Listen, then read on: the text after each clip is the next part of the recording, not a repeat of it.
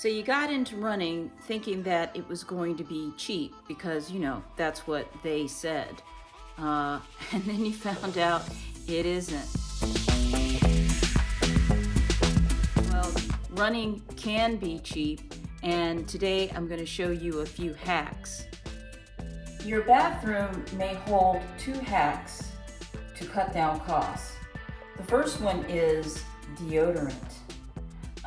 Instead of using regular shaving cream, I've actually tried deodorant and found that it effectively keeps the scraping away from the clothes.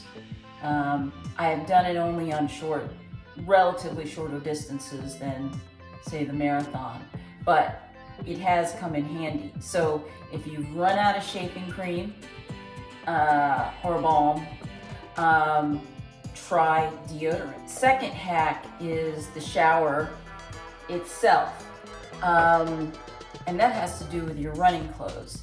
When you're out there and you're training for a really long race, you may be putting in a lot of days per week. That means a lot of wet clothes that really probably need to get washed pretty frequently. But if you hop in the shower in your running clothes after your run and wring them out, that may extend the life between washes, having to wash a small load every time you run. Shoes can be one of the most expensive pieces of equipment you'll have as a runner.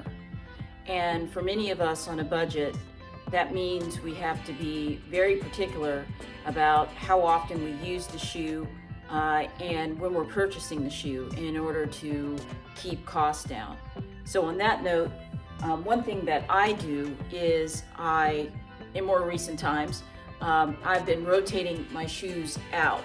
So for slower runs, A6 Gel Cayano 29, you see it's very well worn at this point, is great for the slower runs. But when I'm doing the speed training, I'm in my Saucony Tempest shoes. So that helps to extend the life of both shoes, giving me more time and more months for both before I need to buy any new shoes. But speaking of buying new shoes, that also is something that I look for the deals. And one of the ways to do that is just to keep track of your calendar. I already have a new pair of Saucony Tempest shoes ready to go when I've outworn these old ones. I got these shoes in December from the Saucony website. It was a special for end of year, and I can't even remember. I think this is like $160 shoe. I think I paid about $100 once I got all of the incentives and discounts and whatever the special was. So keep track of holidays, obviously Black Friday, things of that nature, to try to hop on and get the best deal that you can. I love beautiful new running clothes just like anyone, but when I'm out there just training, I keep on wearing out old clothes. This, in case in point, I have had this long sleeve shirt for 18 years. It still works. And I have a lot of clothes, running clothes, that may not be exactly 18 years old, but they are old. Like these shorts, these Saucony shorts, wonderful, have a ton of pockets. I don't know how old these are.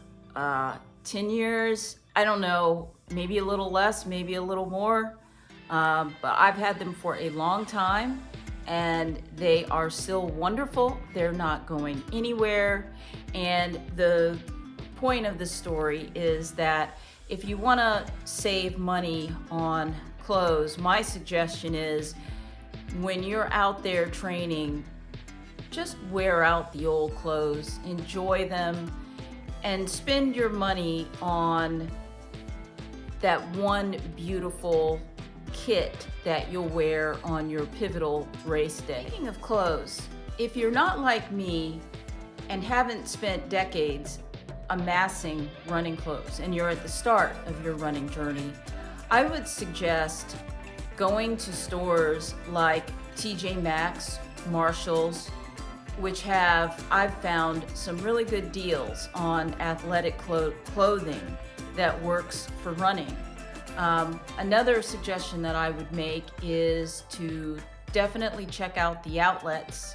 I have gotten some really great clothes from some of those stores for amazing prices. I still think about the day last year where I got, and check out this outfit. It may not be your color. This is an Asics top and an Asics bottom, matching tracksuit.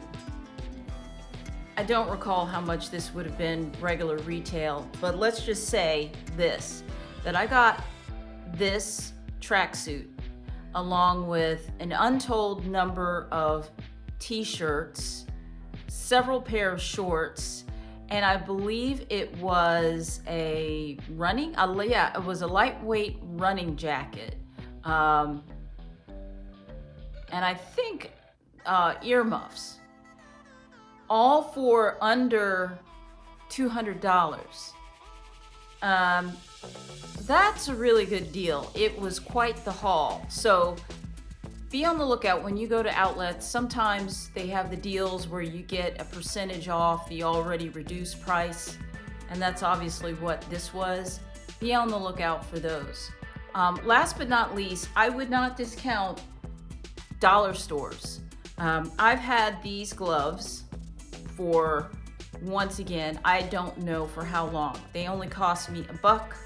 I have several other pair of gloves from the dollar store, and I've found that they've been perfect for runs where it's colder outside. So even though it can be tempting to want to buy a gorgeous $30 plus pair of designer running gloves,